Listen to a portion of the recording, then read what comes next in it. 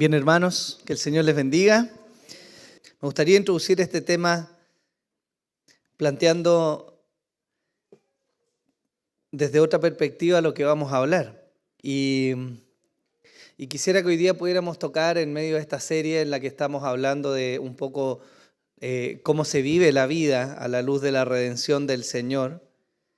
Y hemos visto varias temáticas. Y me gustaría el día de hoy presentar delante de ustedes, hermanos, algo que viene a ser uno de los motores presentes en este mundo y una de las cosas que muy lastimosamente logra apresar y cautivar a muchos, incluidos los de la fe. Hay algo que los seres humanos buscan con desesperación, hermanos. Algo por lo que se lucha, se sufre, se mata, se traiciona, o algo por lo que incluso muchos están dispuestos a entregar su vida, aunque no sean siempre tan conscientes de aquello. Esto por lo cual se lucha, se sufre, se mata, entrega promesas. Y al amparo de estas promesas, naciones entran en guerras y se llegan a hacer atrocidades como aquellas que ni siquiera es digno de mencionar en el día de hoy, en esta hora. Ese algo mueve las naciones, hermanos, y mueve tan ardientemente los corazones de las personas que se vuelve peligroso porque es fácil de convertir en un ídolo. Por ese algo o por la ausencia o la posibilidad de tener aquello, o saltamos de alegría o dejamos de dormir en la noche. Y ese algo es el dinero. Es uno de los grandes, si no el gran Dios de este mundo. Y quiero hoy día presentarles este tema y que seamos movidos por la palabra del Señor a entender qué piensa Dios de esto. Y para hacerlo vamos a leer Marcos capítulo 10, versículo 17 en adelante. La Escritura dice así: Al salir él para seguir su camino, vino uno corriendo, hincando la rodilla delante de él, le preguntó: Maestro bueno, ¿qué haré para heredar la vida eterna? Jesús le dijo: ¿Por qué me llamas bueno? No hay bueno sino solo uno, Dios. Los mandamientos sabes: no adulteres, no mates, no hurtes, no digas falso testimonio, no defraudes, honra a tu padre y a tu madre. Él entonces respondiendo le dijo: Maestro, todo esto lo he guardado desde mi juventud. Entonces Jesús, mirándole, le amó y le dijo: una cosa te falta. Anda, vende todo lo que tienes y dalo a los pobres, y tendrás tesoro en el cielo. Y ven, sígueme tomando tu cruz. Pero él, afligido por esta palabra, se fue triste, porque tenía muchas posesiones. Entonces Jesús, mirando alrededor, dijo a sus discípulos: cuán difícilmente entrarán en el reino de los cielos aquellos que tienen riquezas. Los discípulos se asombraron de sus palabras, pero Jesús respondiendo volvió a decirles: hijos, cuán difícil le es entrar en el reino de Dios a los que confían en las riquezas. Más fácil es pasar un camello por el ojo de una aguja que entrar un rico en el reino de Dios. Amén. Este quizá es uno de los textos más conocidos del cristianismo y despierta evidentemente el llamado de atención a lo que creo que cualquier cristiano coherente podría identificar rápidamente como un peligro, y es el amor a las riquezas, ¿no? Pero creo que este texto tiene mucho más que entregarnos y que hacernos reflexionar respecto a lo que es la vida de Dios en nosotros y en la forma en que vivimos la vida. Y para poder entrar en este tema, evidentemente tenemos que partir de poder desmenuzar un poco qué está pasando en este texto. Jesús venía hace poco de haberse transfigurado delante de Pedro, de Jacobo y de Juan. Había sanado a un hombre endemoniado. Había de nuevo anunciado su muerte. Había llegado a Capernaum y había enfatizado la necesidad de la fe. Había también recibido a los niños y había hablado del divorcio. Y justo aquí nos encontramos con esta escena. El Señor comienza a moverse nuevamente y viene corriendo a él un joven que es descrito como un joven rico. Y se postra delante del Señor y le dice: Señor, ¿qué me falta? ¿Qué más debo hacer para heredar la vida eterna? Entonces es bueno pensar en este texto preguntándonos primeramente quién era este joven rico. ¿Por qué no nos dice mucho en el relato de Marcos de que era un joven rico? Pero Lucas añade en el texto paralelo algo que es importante para nuestra interpretación. Lucas 18:18 dice: y cierto hombre prominente, en la Reina Valera dice un hombre principal, le preguntó diciendo: Maestro bueno, ¿qué haré para heredar la vida eterna? Este joven que se acerca a Jesús no era un hombre común, era un hombre principal y además tenía muchas riquezas. Y esto indica muy probablemente que este hombre que se acerca al Señor no era sino uno de los oficiales de la sinagoga donde estaba Jesús. Este detalle, hermanos, no es menor, porque nos ayuda a comprender el contexto y el bagaje sobre el cual este joven se ampara para preguntar. Él viene a Jesús y le dice: Maestro bueno, ¿qué haré para heredar la vida eterna? Eso quiere decir que este hombre tenía de alguna manera un concepto de la vida eterna. Y si nosotros miramos en la historia a Israel y la enseñanza judía, ellos evidentemente tenían una noción de lo que era la vida eterna y no es la misma que tenemos nosotros hoy. Pero Daniel 12 nos da alguna luz de lo que este pueblo judío podía pensar cuando estaba mirando o apuntando a la vida eterna. Daniel 12 nos dice: en aquel tiempo se levantará Miguel, el gran príncipe, que vela sobre los hijos de tu pueblo. Será un tiempo de angustia cual nunca hubo desde que existen las naciones hasta entonces. Y en ese tiempo tu pueblo será librado, todos los que se encuentran inscritos en el libro. Y muchos de los que duermen en el polvo de la tierra despertarán, unos para vida eterna y otros para ignominia, para el desprecio eterno. Los entendidos brillarán como el resplandor del firmamento, y los que guiaron a muchos a la justicia como las estrellas por siempre jamás.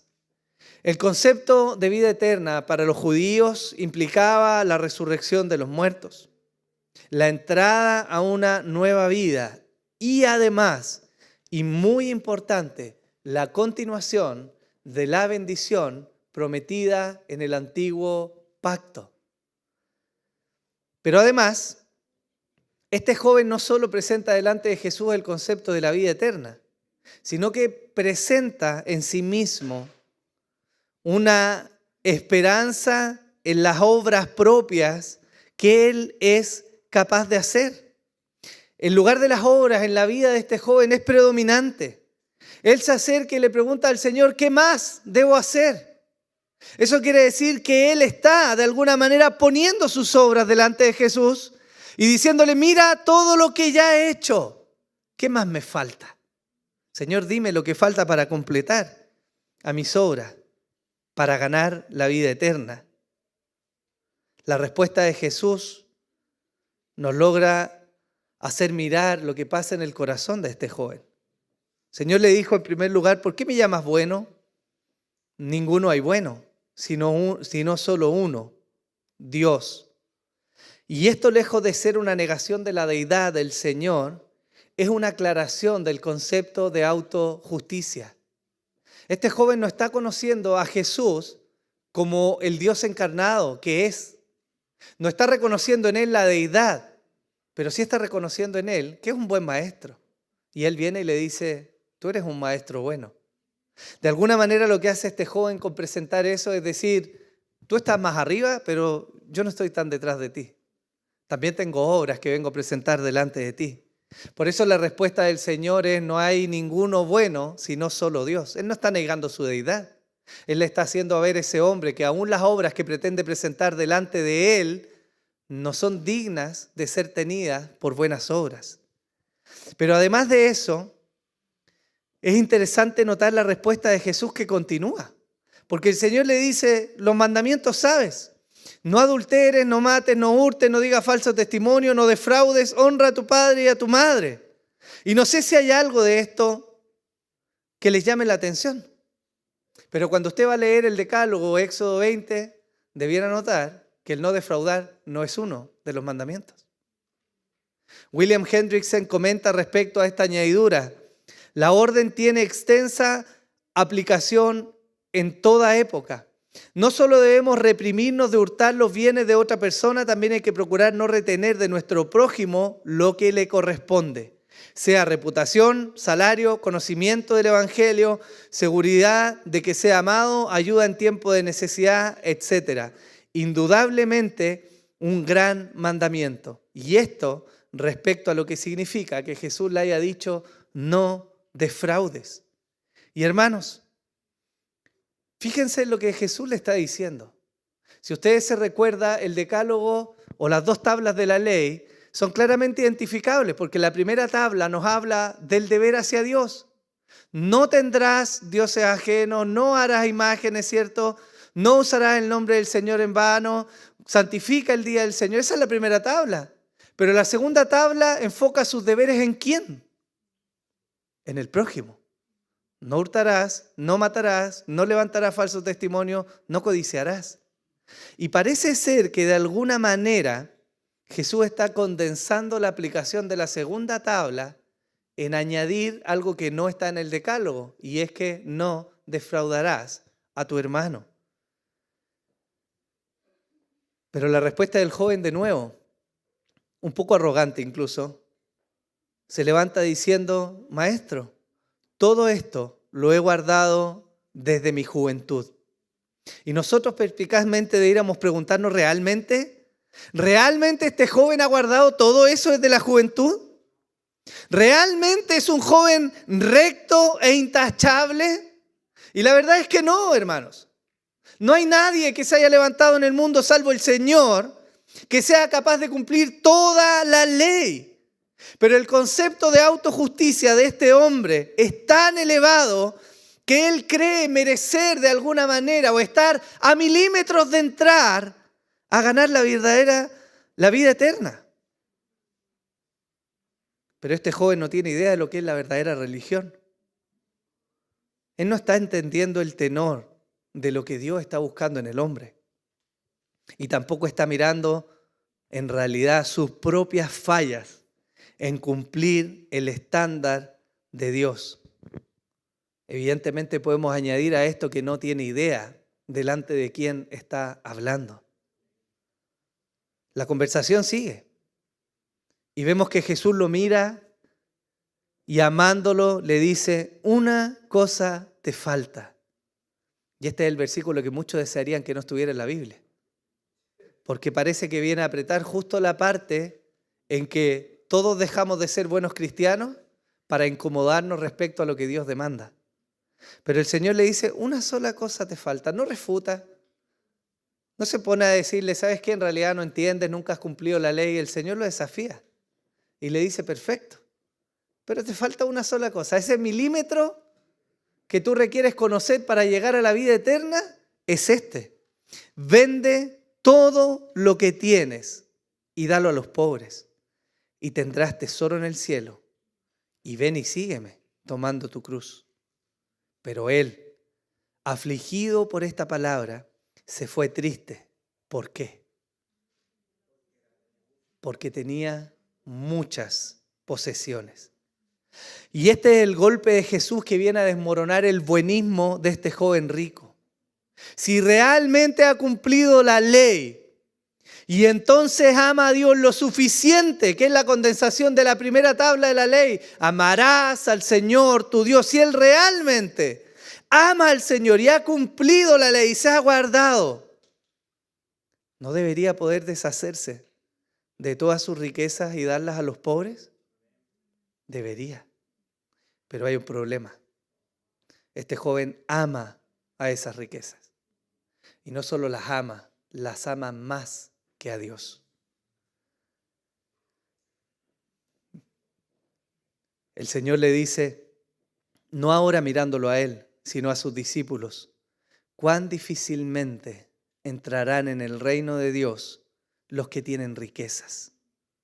Los discípulos se asombraron de las palabras del Señor, pero él volvió a decirles: hijos, ¿Cuán difícil es entrar en el reino de Dios?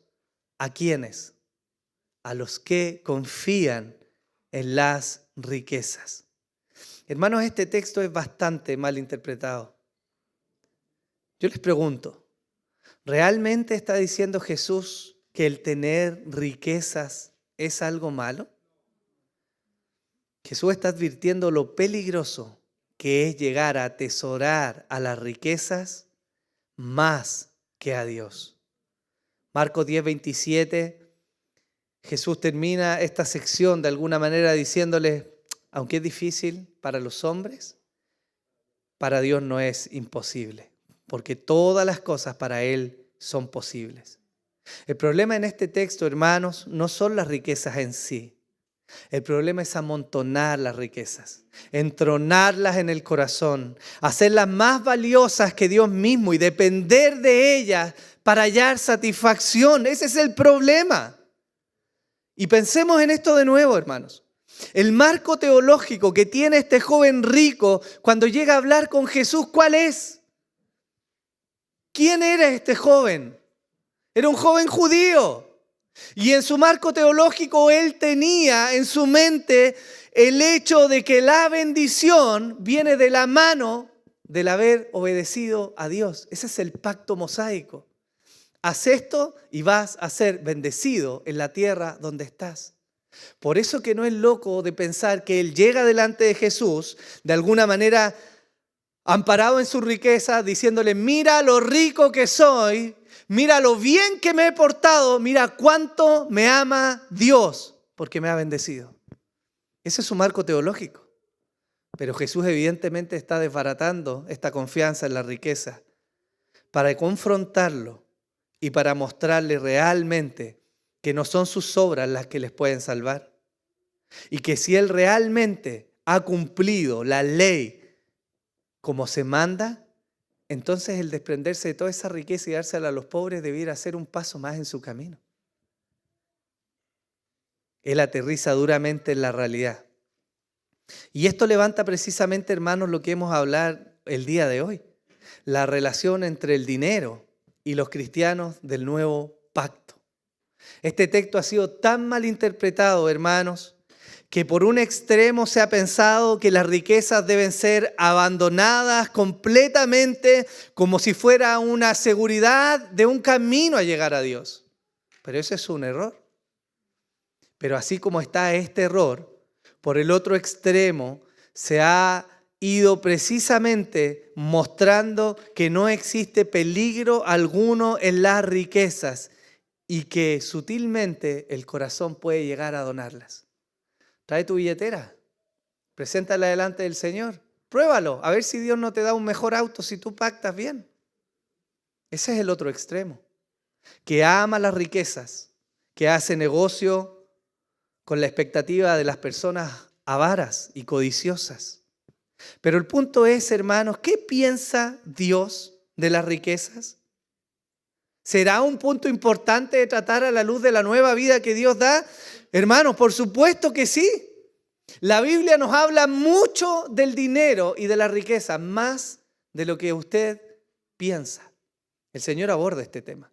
Y si hemos de mirar el Antiguo Testamento, hemos de notar entonces un patrón que sigue el trato de Dios con los hombres y las riquezas. Ahora, hagamos un pequeño paréntesis para entender cómo el Antiguo Testamento trata a las riquezas. En primer lugar, el ingreso a la tierra prometida tiene como contexto el pacto mosaico y gran parte del Antiguo Testamento donde se enmarca, precisamente desde el pacto mosaico. Hasta el final del Antiguo Testamento, el pueblo que vive ahí vive a la luz de este pacto en Sinaí. Y ese pacto es importante porque, como dice Deuteronomio 28, sucederá que si obedeces diligentemente al Señor tu Dios, cuidando de cumplir todos sus mandamientos que yo te mando hoy, el Señor tu Dios te pondrá en alto sobre todas las naciones de la tierra y todas estas bendiciones vendrán sobre ti y te alcanzarán si obedeces al Señor tu Dios. ¿Cuáles bendiciones? Bendito serás en tu ciudad, bendito serás en el campo, bendito el fruto de tu vientre, el producto de tu suelo, el fruto de tu ganado, el aumento de tus vacas y las crías de tus ovejas. Bendito serán tu canasta y tu arteza, bendito serás cuando entres y bendito cuando salgas. El contexto del antiguo pacto está a la luz de este texto. Y este joven de alguna manera podría haber interpretado que sus riquezas son el fruto de una vida piadosa. Me ha ido bien porque Dios me ha bendecido. Por eso sé que estoy así, a punto de heredar la vida eterna. Pero hay algo más que permea el Antiguo Testamento. Y es algo muy particular de la tierra.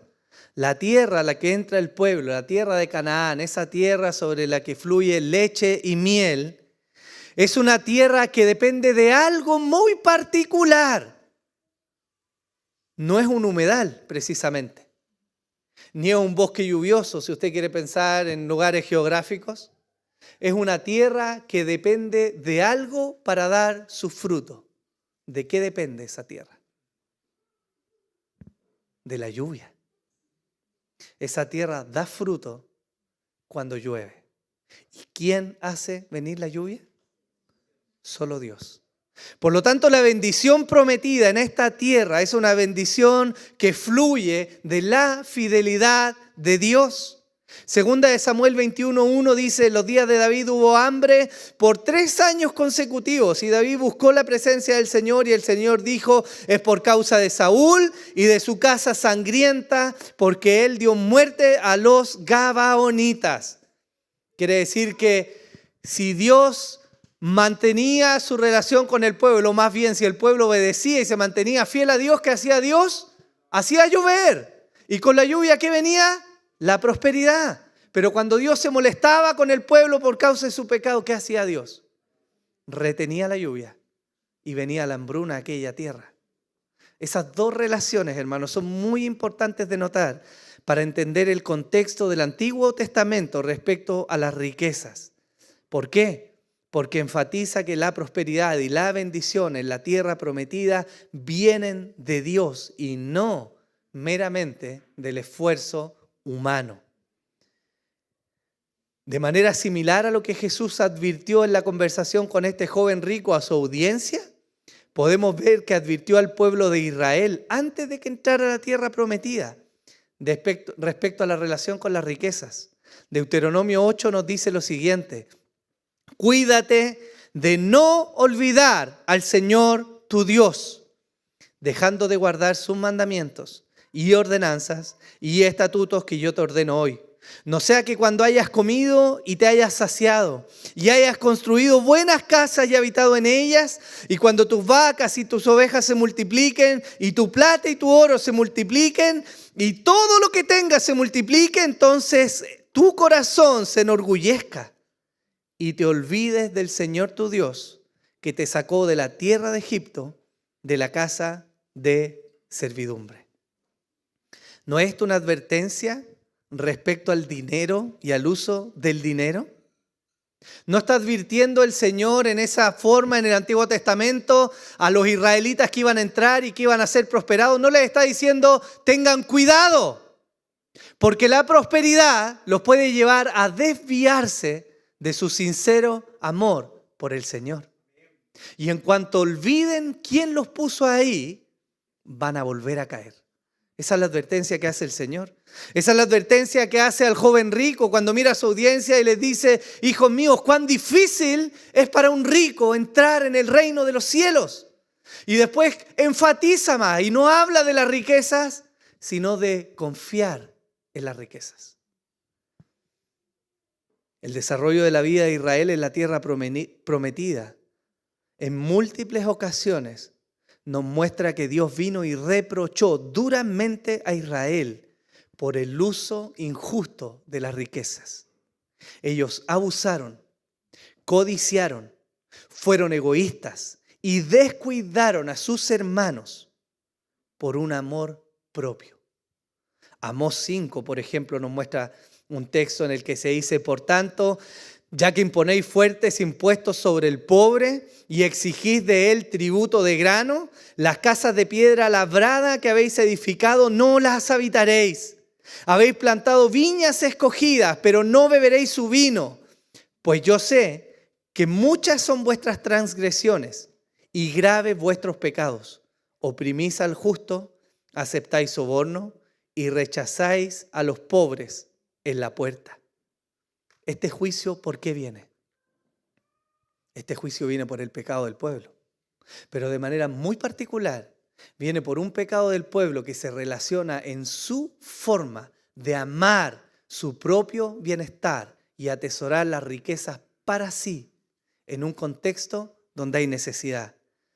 Miqueas denuncia algo similar. ¡Ay de los que planean la iniquidad, los que traman el mal en sus camas! Al clarear la mañana lo ejecutan porque está en el poder de sus manos. Codician campos y se apoderan de ellos. Casas y las toman. Roban al dueño y a su casa, al hombre y su heredad. Por tanto, así dice el Señor. He aquí, estoy planeando traer contra esta familia un mal del cual no libraréis vuestro cuello, ni andaréis erguidos, porque será un tiempo malo. ¿Qué está condenando el Señor acá? La codicia, el tener más, el avallazar a sus hermanos y pasar sobre ellos. ¿En pos de qué? De saciar su puro anhelo egoísta de tener más. Pero la historia sigue. El Señor reprende también a los israelitas porque abandonaron en su codicia a sus hermanos levitas. Malaquías 3, quizá uno de los más conocidos. Desde los días de vuestros padres os habéis apartado de mis estatutos y no los habéis guardado. Volved a mí y yo volveré a vosotros, dice el Señor de los ejércitos. Pero decís, ¿cómo hemos de volver? ¿Robará el hombre a Dios? Pues vosotros me estáis robando. Pero decís, ¿en qué te hemos robado? Y Dios le responde, en los diezmos y en las ofrendas. Con maldición estáis malditos, porque vosotros, la nación entera, me estáis robando. Traed todo el diezmo al alfolí, para que haya alimento en mi casa, y ponedme ahora a prueba en esto, dice el Señor de los ejércitos. Si no, os abriré las ventanas del cielo y derramaré para vosotros bendición hasta que sobreabunde. Por vosotros reprenderé al devorador, para que no os destruya los frutos del suelo, ni vuestra vida en el campo será estéril, dice el Señor de los ejércitos. Y todas las naciones os llamarán bienaventurados, porque seréis una tierra de delicias, dice el Señor de los ejércitos. Un texto que complementa esta reprensión del Señor se da en Nehemías.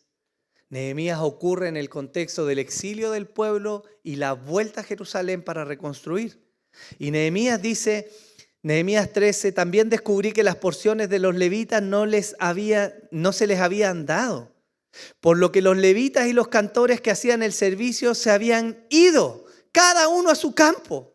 Por tanto, reprendí a los oficiales y dije, ¿por qué está la casa de Dios abandonada? Entonces reuní a los levitas y los restablecí en sus puestos. Y otro texto que complementa esto es Ageo, capítulo 1.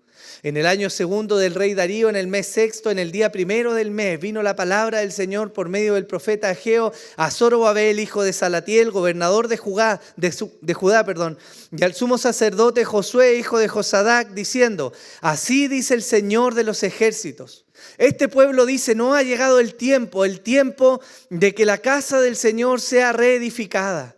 Entonces vino la palabra del Señor por medio del profeta Ageo diciendo, ¿es acaso tiempo para vosotros que habitéis en vuestras casas artesonadas mientras esta casa está desolada? Ahora pues así dice el Señor de los ejércitos, considerad vuestros caminos. Sembráis mucho pero recogéis poco. Coméis pero no hay suficiente para que os saciéis. Bebéis pero no hay suficiente para que os embriaguéis. Os vestís, pero nadie se calienta. El que recibe salario en bolsa rota. Así dice el Señor de los ejércitos, considerad bien vuestros caminos, subid al monte, traed madera y edificad el templo, para que me agrade de él y yo sea glorificado, dice el Señor. Esperáis mucho, pero he aquí hay poco, y lo que traéis a casa yo lo aviento. ¿Por qué? Declara el Señor de los ejércitos. Por causa de mi casa que está desolada, mientras cada uno de vosotros corre a su casa. Por tanto, por vuestra causa, los cielos han retenido su rocío y la tierra ha retenido su fruto. Y llamé a la sequía sobre la tierra, sobre los montes, sobre el trigo, sobre el mosto, sobre el aceite, sobre lo que produce la tierra, sobre los hombres, sobre el ganado y sobre todo el trabajo de vuestras manos. ¿Qué está reclamando el Señor? El Señor está reclamando duramente al pueblo, porque ellos se olvidaron de la generosidad y con el olvido de la generosidad se olvidaron de un tipo de hermanos muy particular, los levitas. Cuando la tierra de Israel fue repartida y se desplegó entre las tribus, a una tribu Dios le dijo: ustedes no tienen derecho a tierra. Ustedes van a vivir de lo que sus hermanos van a oficiar. Esos fueron los levitas. Y en cuanto el pueblo se volvió avaricioso y egoísta y refrenó la generosidad, los primeros en sufrir fueron los levitas, sus hermanos. Porque cuando se abandonó el sacrificio en el templo y se dejó de oficiar, los levitas pasaron hambre. ¿Cuál fue el resultado? Se fueron a sus casas, se apartaron y el servicio en el templo quedó abandonado. ¿Qué significa eso? Que la adoración de Israel, el propósito para el cual habían sido llamados, se abandonó. Y el juicio de Dios vino con dureza sobre ese pueblo, porque se olvidaron de lo principal para lo cual Dios los llamó. ¿Qué era eso? Servir a Dios. Una conclusión importante, hermanos, respecto a esto, a la prosperidad y al uso del dinero en el Antiguo Testamento, es que Dios esperaba que el pueblo fuera generoso y se ocupara de sustentar a los sacerdotes, el trabajo en el templo, y que hicieran misericordia con los que tenían necesidades, que fueran adoradores agradecidos y no glotones indolentes. Pero eso fue Israel. Recibió la bendición que vino de Dios y en cuanto la recibió, se volcó a vivir solo para sí. El reclamo en Ageo es tremendo.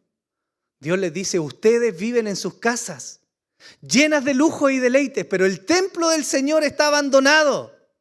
Por eso yo refreno mi bendición sobre ustedes. Y Dios trajo juicio, hermanos. Y la historia de Israel, el fin del Antiguo Testamento, es dolorosa, porque el pueblo nunca volvió a ser el mismo de los días de gloria. El pueblo desapareció y fue disgregado por sobre la tierra. Entonces, si hay algo que nos dice el Antiguo Testamento respecto a la riqueza, no es que Dios prohíba la riqueza.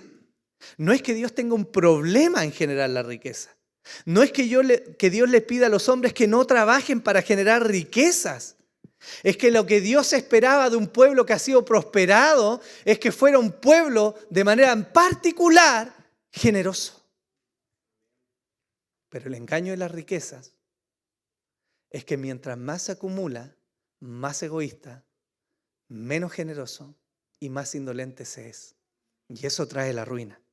Eso nos dice el Antiguo Testamento en términos generales respecto a la relación de la persona y las riquezas. Pero el Nuevo Testamento también nos habla bastante de la riqueza. Algunos teólogos han calculado que aproximadamente el 20% de las enseñanzas de Jesús en el Nuevo Testamento, un quinto, hermanos, tiene que ver con el dinero.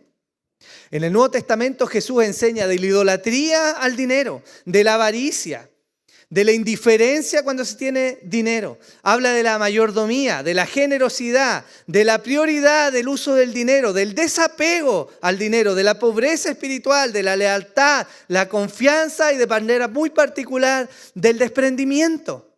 Tenemos parábolas como la del rico y Lázaro, donde vemos que hay una condenación tremenda para este hombre, no por ser rico, sino por confiar en sus riquezas como la fuente de su bienestar para con Dios. Y eso es algo que las riquezas hacen. Las riquezas te venden el mensaje de que estás saciado porque tienes tu billetera gorda. Pero eso es un engaño, hermano. El Señor habló, por ejemplo, de manera muy particular de la generosidad de una viuda que dio una chaucha, hermanos. Pero fue grandemente valorada por el Señor Jesús. Porque no dio de lo que le sobraba, dio de lo que tenía. Eso es generosidad. El Nuevo Testamento, hermanos, es mucho más claro y explícito en la relación que los cristianos deben tener con el dinero, pero también habla con énfasis en cómo el dinero puede llegar a ser un estorbo cuando se trata de seguir al Señor. De hecho, el Señor es radical, hermanos, en enseñar la necesidad de estar dispuesto a desprenderse del dinero si fuera necesario. Eso es lo que el Señor le dice al joven rico. Así que tú estás listo. Así que cumpliste toda la ley. Así que lo que tienes hoy día es una muestra de cuánto Dios te aprueba porque has sido obediente. Perfecto. Entonces estás a un paso de entrar, vende todo lo que tienes, dáselo a los pobres, no te preocupes de esas cosas. Pero la reacción del joven rico, ¿cuál fue? Se fue muy triste. Y el texto lo enfatiza. ¿Por qué? Porque tenía mucho. ¿Es esto entonces un llamado a abandonar todo el dinero? ¿Será que Jesús aborrece a los ricos? ¿O tiene Dios algún problema con las riquezas en sí mismas? Evidentemente no, hermanos. Dios no tiene problema con los hombres ricos. Llamó a Abraham y lo prosperó. También trabajó con Isaac y Jacob, hombres ricos. Y al mismo tiempo aprobó a David y Salomón, hombres que eran ricos en el Antiguo Testamento, entre muchos de los que hubieron. Dios no tiene problema con las riquezas y con que los hombres tengan riquezas. En el Nuevo Testamento encontramos algo parecido. Zaqueo era un hombre rico. José de Arimatea, el que compró la tumba de Jesús, también era un hombre rico. Bernabé era alguien prudente. Cornelio, Filemón tenía esclavos y Lidia, que era vendedora de púrpura, ganaba plata. ¿Y Dios no tiene un problema con ellos? El problema en el Nuevo Testamento, así como en el Antiguo, es el corazón del hombre de cara a las riquezas. ¿Qué aprendemos de esta mirada panorámica, hermanos? El peligro de las riquezas radica en que el hombre puede fácilmente poner su esperanza en ellas. Se vuelve fácilmente un ídolo que desplaza a Dios del lugar que le corresponde y termina por dirigir la vida de aquellos que le adoran, haciéndolos egoístas, negligentes, centrados en sí mismos, avaros, injustos y amadores de los placeres de este mundo y de sus riquezas más que de lo que Dios puede ofrecer. Ese es el problema con la riqueza. Pero todo esto, hermanos, tiene un fundamento que el pecado se encarga de encubrir sutilmente y lo disfraza con apariencia de piedad.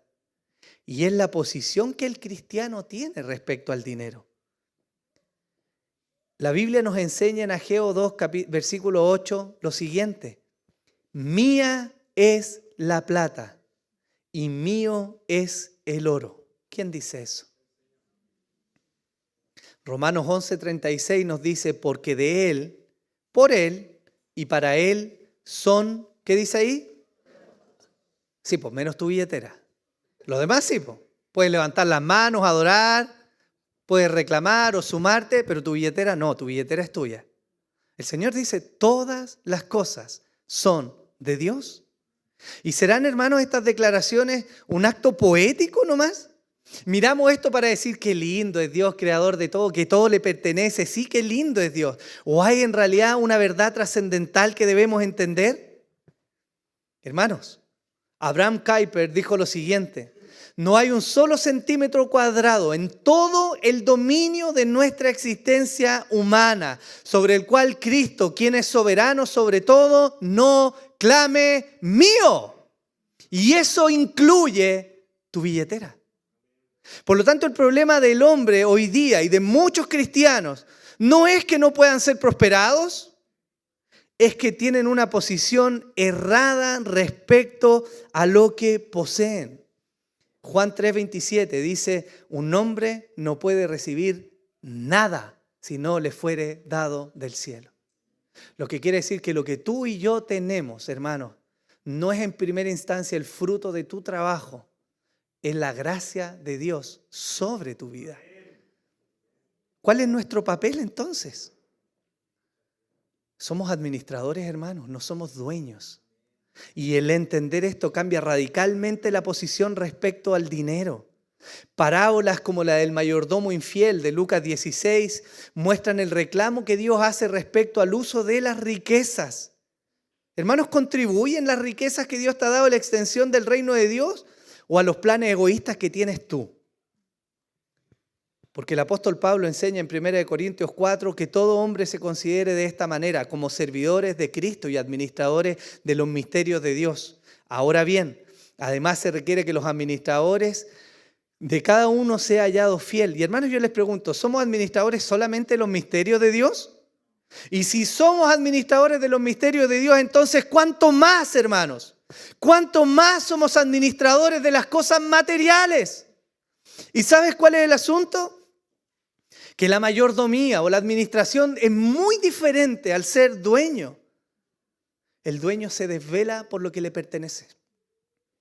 El dueño sufre cuando aquello que le pertenece puede verse afectado. El dueño se afecta, el dueño lucha, el dueño se desvive para mantener aquello que le pertenece. Pero el administrador es diferente. Porque cuando el dueño dice, hey, eso allá, el administrador diligente, allá va. Y cuando el dueño le dice, no, quiero entregarlo todo, el administrador dice, perfecto, está todo.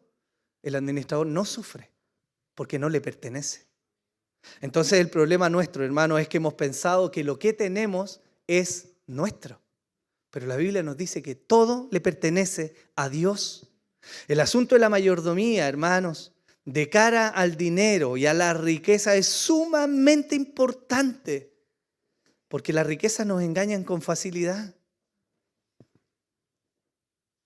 El administrador gestiona para los designios de su Señor, de aquel a quien verdaderamente le pertenecen los recursos. Si el dueño quiere regalarlo, ¿qué nos importa a nosotros? ¿O hemos de reclamarle porque él quiere ser generoso? Pero esto refleja, hermanos, nuestra actitud hacia las riquezas que son de Dios y que vienen de Él. Una persona avara o egoísta cree que lo que tiene le pertenece. Un cristiano en una correcta relación con el dinero entiende que lo que posee le ha sido dado del cielo. ¿Para qué? ¿Para administrarlo? ¿Para qué?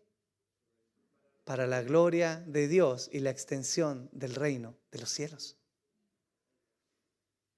Esa es la diferencia, hermano.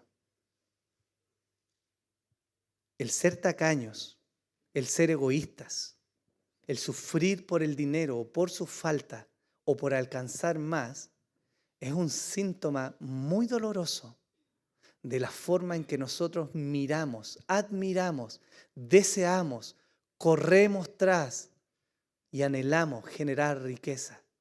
¿Sabes por qué? Porque la riqueza te da un engaño. La riqueza te dice que teniéndola en tu billetera, tú vas a vivir bien. Pero te has olvidado que quien te hace vivir bien no es la billetera, es Dios quien abre puertas, o hace milagros, o obra provisión, o puede negarla. O aún teniendo toda la riqueza de este mundo, te puedes morir de una enfermedad que no tiene cura. Dios es soberano, nosotros no. Y el peligro para todo cristiano es confiar profundamente y con eso ser negligentes en la administración de lo que Dios ha puesto a tus manos.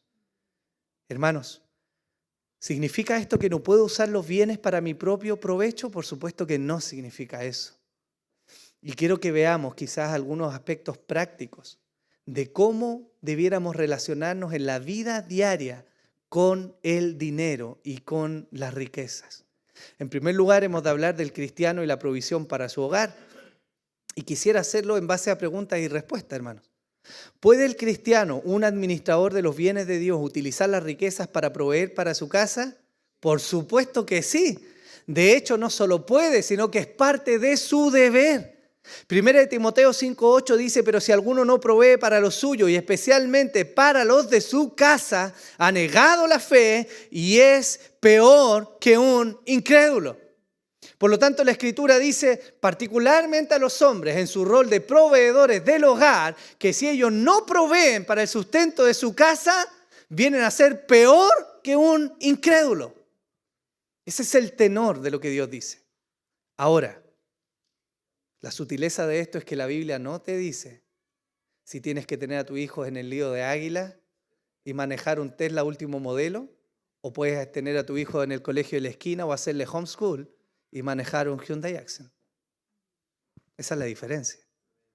El asunto es que efectivamente lo que tenemos puede y debe ser utilizado para la familia que Dios nos ha dado. Y un hombre, un cristiano ordenado, va a satisfacer las necesidades de su hogar. Va a permitir que haya de alguna manera una buena administración. Va a haber abundancia en su hogar, porque es un hombre que está ordenado.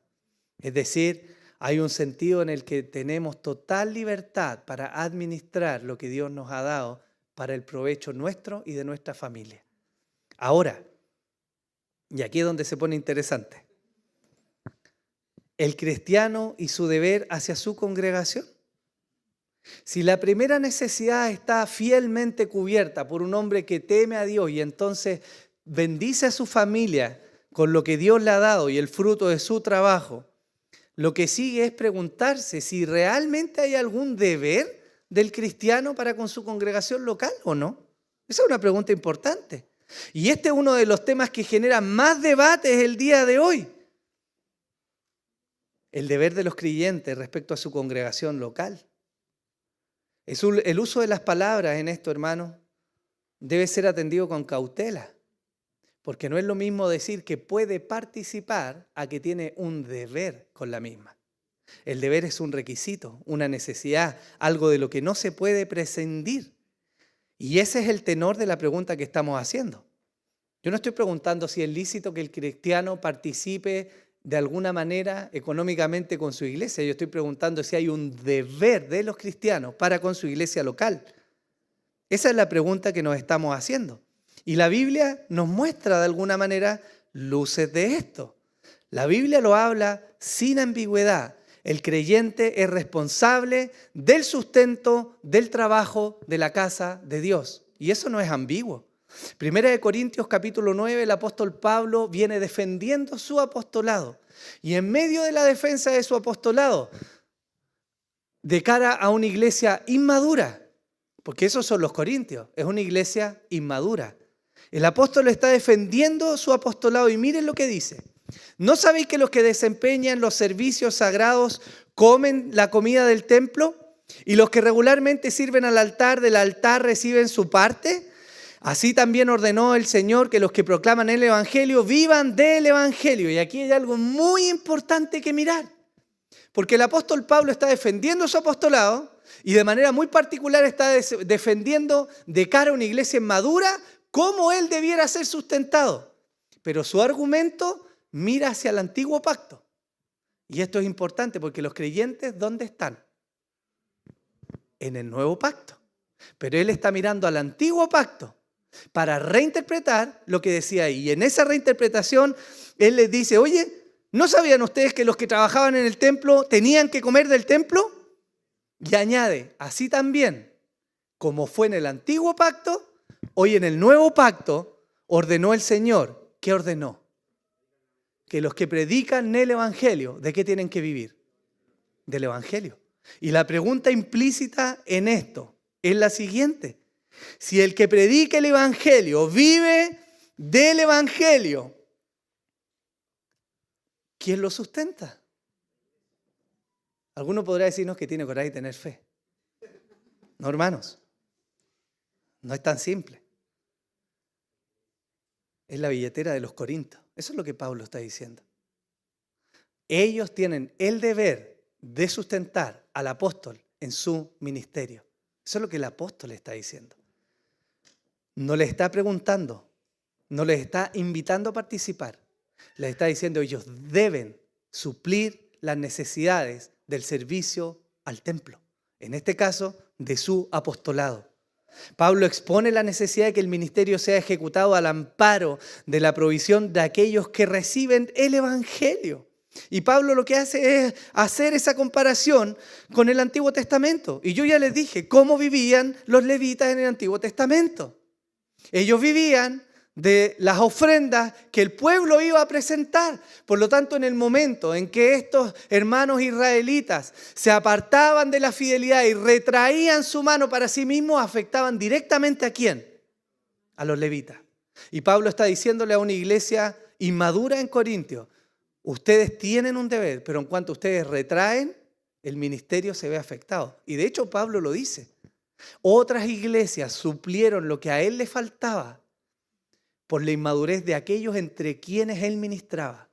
Y eso lo dice como un elogio para los hermanos que lo sustentaron, pero como una afrenta a la iglesia inmadura que no se atrevió a sustentarlo.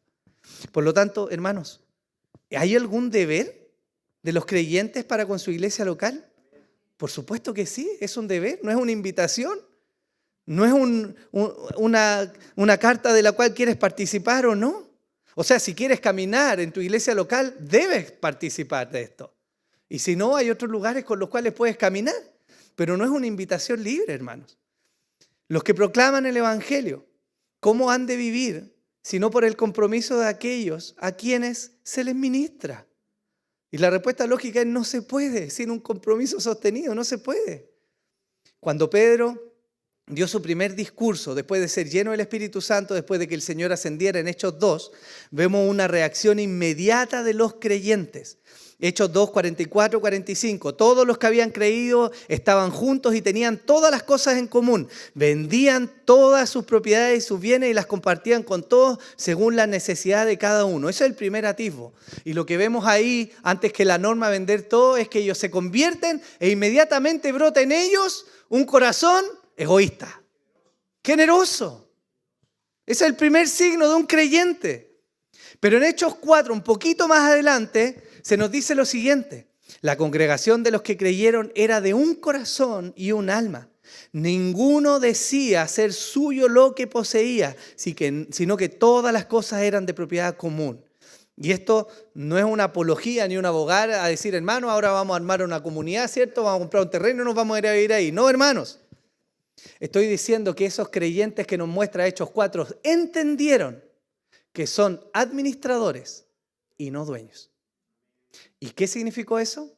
Significó que las necesidades de la iglesia fueron suplidas, que la obra de la iglesia, que era la misión, fue impulsada y que por tanto la palabra del Señor creció en medio de ellos. Ese fue el fruto de la obra.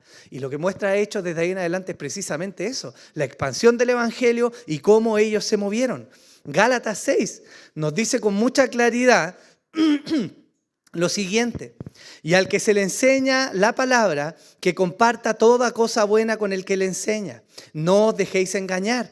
De Dios nadie se burla, pues todo lo que el hombre siembre, eso también segará. Porque el que siembra para su propia carne, de la carne segará corrupción. Pero el que siembra para el Espíritu, del Espíritu segará vida eterna. Y no nos cansemos de hacer el bien, pues a su tiempo, si no nos cansamos, segaremos. Así que entonces hagamos bien a todos según tengamos oportunidad, y especialmente a los de la familia de la fe. Primera pregunta: ¿a quién le habla Pablo? A los creyentes, y de manera muy particular a la iglesia de la región de Galacia. ¿Qué es lo que dice Pablo? Pablo dice: a los que se les enseña, identificados, una iglesia local. ¿Qué deben hacer aquellos a quienes se les enseña? Deben hacer partícipe de toda cosa buena que ellos tienen. ¿A quién? A los que les enseñan. Y lo que sigue es más interesante, porque parece que de alguna manera cambiara todo el matiz de lo que Pablo está diciendo. Porque Pablo llama primero a los hermanos y les dicen: hey, ustedes debieran compartir lo bueno con aquellos que trabajan enseñándoles. Pero además lo liga a algo, porque el argumento de Pablo es el siguiente: todo lo que el hombre siembre, eso segará. Espérate, es raro esto. ¿Qué tiene que ver esto con el dar? Y añade Pablo: Si siembra para su propia carne, es decir, para el egoísmo y la avaricia, entonces va a cosechar corrupción. Pero si siembra para el Espíritu, segará vida eterna. Y esto es raro, porque Pablo llama a la iglesia a hacerse cargo de aquello que les enseñan y después lo liga con el hecho de estar trabajando para el Espíritu, para la carne. Y parece extraño. Pero el punto de Pablo en esto es precisamente que el que retiene es egoísta y por lo tanto no está edificando la iglesia del Señor.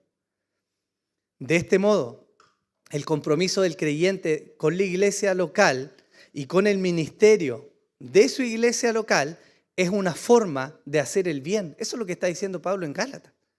Y es importante comprender que el creyente entonces de una iglesia local, hermanos, tiene un deber con la misma. No solo una oportunidad, sino un deber. Pensemos en lo práctico. Si el argumento bíblico no es suficiente, pensemos en lo práctico. ¿Cuál es el llamado más elevado que tiene la iglesia general? Olvídese las denominaciones y de las barreras o la ubicación geográfica. ¿Cuál es el llamado más elevado que tiene la iglesia? Hacer discípulos a todas las naciones. Se nos dice que vayamos, o más bien, que mientras vamos, hagamos discípulos. Pero en lo práctico, ¿cómo se sustenta esa obra? ¿Por la fe?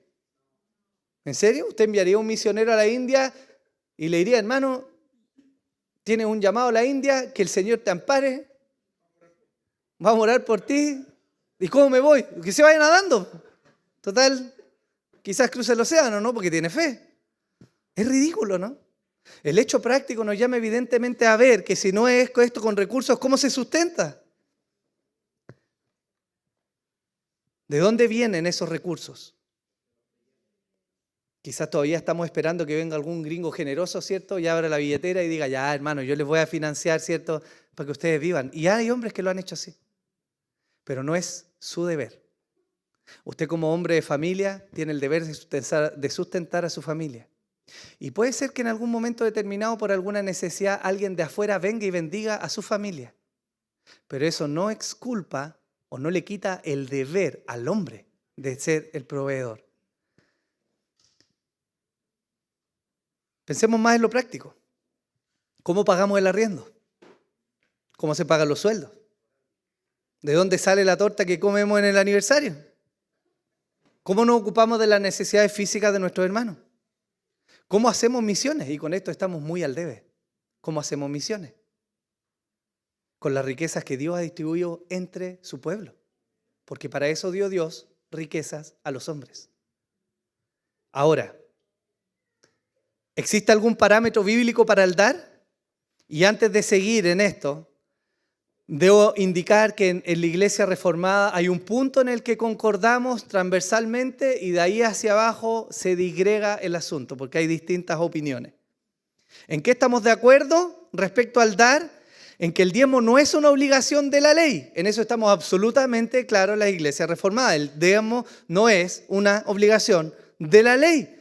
¿Por qué? Porque el creyente neotestamentario no está bajo la ley del antiguo pacto. Pero, ¿significa eso que la norma que existió es del todo inútil y ahora el creyente tiene plena libertad para hacer y deshacer entonces? Aquí es donde hay divergencia aún dentro de la iglesia reformada. El diezmo viene a ser, para muchos que creemos esto, un principio moral sobre el cual el creyente del Nuevo Testamento debiera dar. ¿Por qué? Si bajo el pacto mosaico el pueblo de Dios estaba obligado a dar el diezmo, en ese entonces, con este grado de revelación y entendimiento, el creyente del Nuevo Testamento que está en este grado de revelación y entendimiento, está direccionado a dar menos que ese que estaba obligado. Porque mientras el creyente del antiguo pacto era bendecido bajo la obediencia a la ley, haz esto y te irá bien, ese es el antiguo pacto. El creyente del nuevo pacto entiende con mayor claridad que todo le pertenece a Dios, porque de Él, para Él y por Él son todas las cosas. La generosidad debiera ser la muestra distintiva del creyente del nuevo pacto. Y a la luz de esa generosidad y de entender que todo le pertenece al Señor, ¿estamos facultados entonces para ser más avaros que en el antiguo pacto, donde había menos luz? Ese es un uso abusivo de la libertad que Dios nos ha dado. Hoy nosotros tenemos más luz que los creyentes del antiguo pacto, eso es un hecho. Hoy la gloria de Cristo, hermanos, ha resplandecido con mayor potencia sobre nosotros. Los misterios que antes estuvieran escondidos hoy día han sido develados para la iglesia del Nuevo Testamento. La figura de Cristo como el Mesías esperado se ha mostrado con toda su plenitud delante del pueblo del Nuevo Testamento. Y hoy tenemos un mayor entendimiento respecto al señorío de Cristo sobre nuestras vidas y a la soberanía de Dios sobre toda la creación. Hermanos, ¿cómo entonces podemos llegar a concluir que el dar para el creyente neotestamentario puede ser menos que lo que el creyente que tenía mucho menos luz era capaz de dar? Esta no es una conclusión lógica y no tiene ni sentido ni base. Sería como decir los creyentes del Antiguo Testamento que tenían menos claridad del plan redentor de Dios y tenían un compromiso y tenían un alto compromiso con el sustento de la obra. Entonces ahora que tenemos más luz y somos más libres y tenemos más claridad y más revelación, entonces es válido que den menos. Perfecto. Y eso nos calza con la libertad del cristiano, ¿cierto? Y con la mayordomía. Y aunque no le hagamos caso al corazón respecto a la vida sexual, a las emociones y a un montón de cosas, parece que sí le hacemos caso al corazón cuando nos habla de cómo manejar la billetera, ¿o no? Ese es un punto muy importante. Bajo esta premisa creemos, y aunque no todos creen igual, hermanos, que el diezmo no es una obligación hoy día de la ley, debe ser una base moral sobre la cual el creyente neotestamentario debe comprometerse con su iglesia local. Adicionalmente, y en un aspecto de sabiduría, el diezmo logra en lo práctico atender algo muy importante, que es la proporcionalidad. Porque al que tiene mucho, no se le demanda mucho, y al que tiene poco, no se le demanda poco. Y eso es un principio de sabiduría. Hermanos, alguno de ustedes está pensando, ¿pero qué pasa con la generosidad? Porque en el creyente del Nuevo Testamento debiera ser regido por la generosidad, ¿o no?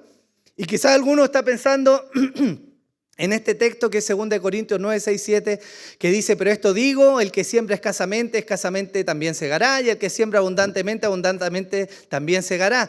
Que cada uno dé como propuso en su corazón, no de mala gana ni por obligación, porque Dios ama al dador alegre. Entonces decimos, el compromiso económico del creyente del Nuevo Testamento está regido bajo esto, la generosidad y cómo su corazón le dictamina.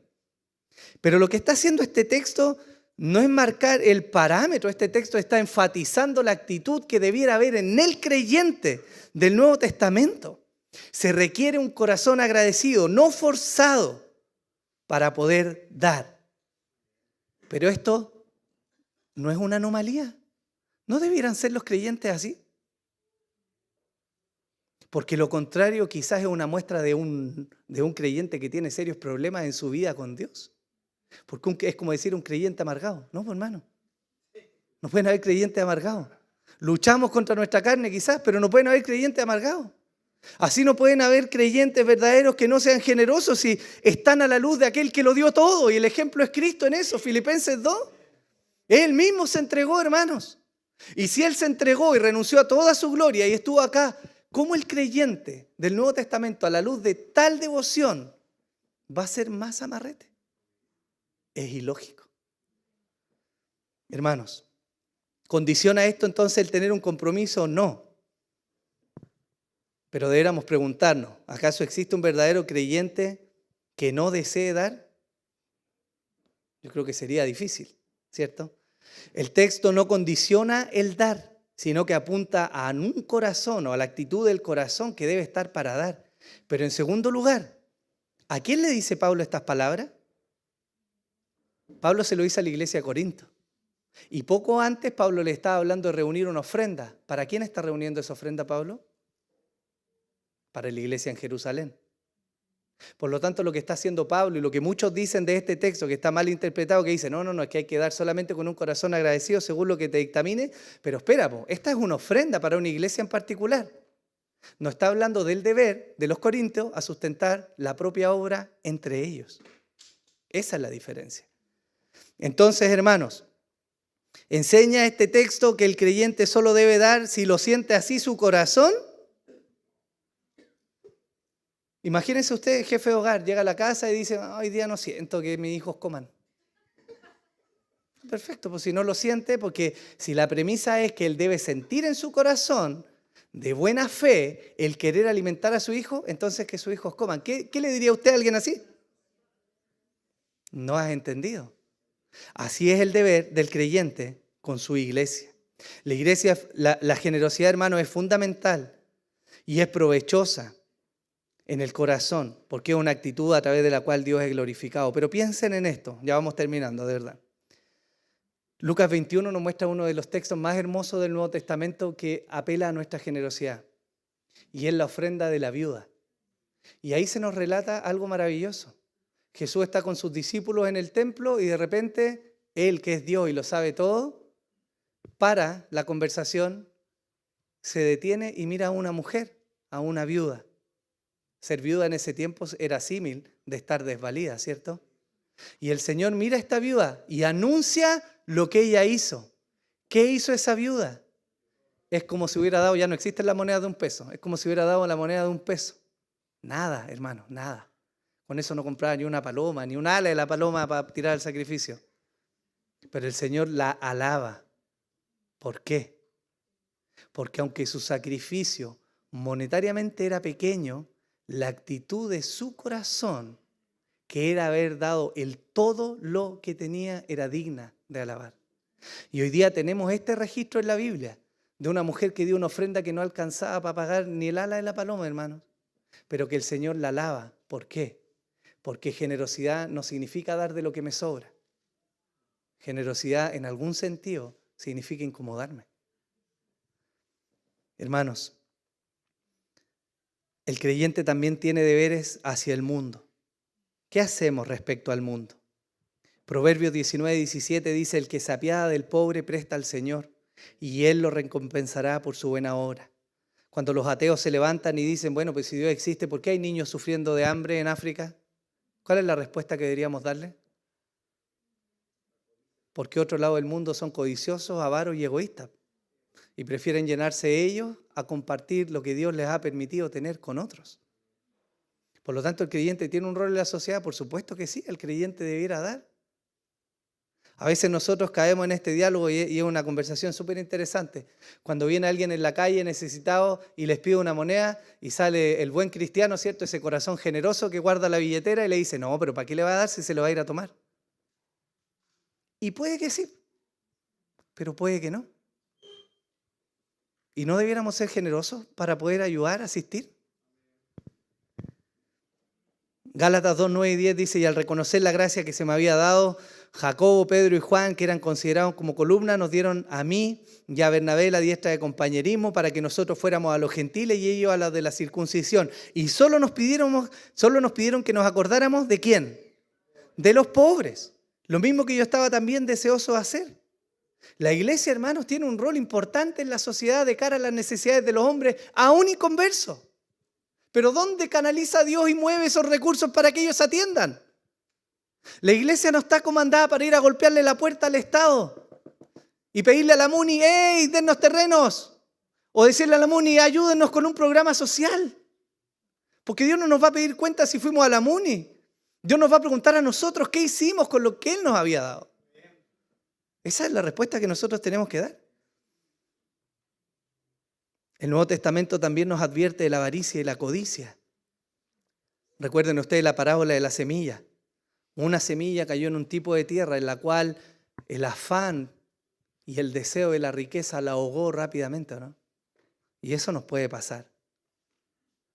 ¿Qué siento, hermano, cuando el dinero escasea? ¿Cómo reacciona mi fe cuando veo que la billetera está vacía? ¿Qué pasa por tu mente? ¿Te estremece? ¿Tienes miedo? En algún sentido yo te podría decir, hermano, que es natural. Pero en otro sentido sería negar el texto que dice, ¿por qué se preocupan ustedes qué van a comer o qué van a vestir? Si nuestro Padre tiene cuidado de los pájaros, que no trabajan, ni almacenan, ni rinden, ¿cierto? Y nuestro Padre los alimenta, ¿cuánto más valen ustedes? Por lo tanto, ese temor viene de una fe que está mirando el objeto equivocado. Pero hay algo más bajo la vida, el cristiano en las deudas. Romanos 13:8 dice, no debáis a nadie nada, sino el amaros unos a otros, porque el que ama a su prójimo ha cumplido la ley. Hermanos, ¿cuántas amistades o relaciones familiares se han quebrado por deudas no saldadas? ¿Cuánta vergüenza no hay delante de aquellos que deben a sus hermanos o amigos? Además, hermanos, cuando somos negligentes en la administración, venimos a terminar negando lo que debiéramos dar para el crecimiento de la obra. Porque una persona que está sobreendeudada, la pregunta lógica es, bueno, y si estás sobreendeudado, ¿cómo vas a compartir con tu iglesia? ¿O cómo vas a compartir con tu hermano en la fe? ¿Y dónde está la generosidad? Pero una mala administración, producto del pecado, lleva a tener que restringirse muchas veces de eso. Y eso no es porque necesariamente providencialmente Dios lo permita, sino por la codicia y la avaricia de nuestro propio corazón que nos condiciona a estar en una situación de deuda que no debiéramos haber llegado. Pero hay algo más, y con esto sí termino. El cristiano tiene sobre todo esperanza, aún en la escasez. Ya hay belleza en dar, hermanos. Hebreos 11:24 es uno de los textos más preciosos que hay en el libro de Hebreos. Y dice así, por la fe Moisés, cuando era ya grande, rehusó ser llamado hijo de la hija de Faraón, escogiendo antes ser maltratado con el pueblo de Dios que gozar de los placeres temporales del pecado, considerando como mayores riquezas el oprobio de Cristo que los tesoros de Egipto, porque tenía la mirada puesta en la recompensa. Hermanos, Moisés eligió la gloria de Dios por sobre la gloria de Egipto. Él tenía palacios, mujeres, riquezas, manjares a su disposición, pero prefirió elegir el camino de Dios, aunque le significara estar 40 años en el desierto pastoreando una cabra flaca, alejado de los buenos vinos y de los manjares para la gloria de Dios. ¿No debiera un creyente estar dispuesto a seguir a Cristo, cueste lo que cueste? Hay una gloria mayor, hermanos, en construir riquezas en el cielo. Hay una satisfacción mucho más elevada que lo que esta tierra puede llegar a ofrecerte. Mateo 6:26, mirad las aves del cielo que no siembran, ni ciegan, ni recogen en granero, y sin embargo vuestro Padre Celestial las alimenta. ¿No sois vosotros de mucho más valor que ellas? Hermano, nuestra esperanza es que Dios tiene cuidado de nosotros. No persigamos las riquezas como algo que cambiará nuestra vida. Si Dios te ha dado el talento y la capacidad y la inteligencia de generar riquezas, gloria a Dios por eso, hermano. Dios no tiene ningún problema con que tú puedas prosperar y puedas crecer y puedas tener. Dios no tiene problemas con eso. Pero si eso es así, Dios te dice, ten cuidado con que tus riquezas terminen gobernando y dirigiendo tu corazón. Pocas veces, a mí nunca me ha pasado, mi esposa tiene un testimonio. A mí nunca me ha tocado tener que decirle a alguien, ¿sabes qué? Estás dando mucho. Para que tienes que atender a tu familia también. A mi esposa le pasó en su juventud, antes de trabajar, que en algún momento en una iglesia en la que estaba, el pastor le tuvo que decir, Nati, estás dando demasiado. Pero me asombra ver lo contrario, que el creyente suele tener buenas excusas y buenos motivos, hasta versículos bíblicos, para retener lo que debiera compartir con la familia de la fe. Y ese es un mal signo, hermano, de nuestra verdadera espiritualidad. El Señor le dijo al joven rico, perfecto, si has cumplido todo y si estás listo, entonces te queda una cosa, deshazte la riqueza. Camina, sé libre, sígueme, ven conmigo. No, Señor, no, es demasiado. No.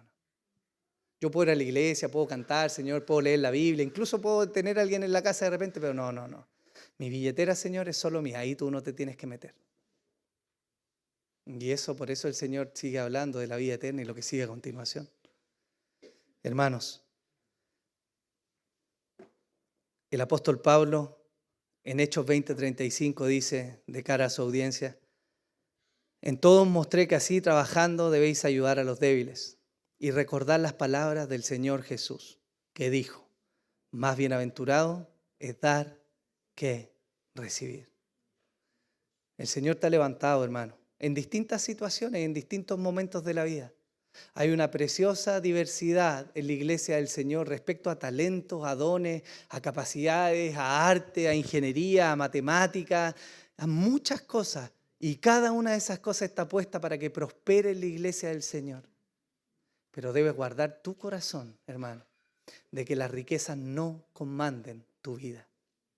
El que tiene debe tener cuidado y el que no tiene, ojo, con perseguir aquello como si fuera la esperanza de salvación. Hermanos, los que todavía estamos criando, ojo, con imponerle a nuestros hijos la esperanza de que su título universitario los va a sacar adelante. Porque, hermanos, no es el título lo que los va a sacar, es Dios. ¿Estoy diciendo que no estudien? No, hermano, no estoy diciendo que no estudien. Pero no vayan a poner ustedes en sus hijos la esperanza de que el cartón los va a sostener. Porque es Dios quien sostiene. Amén. Póngase en pie, por favor.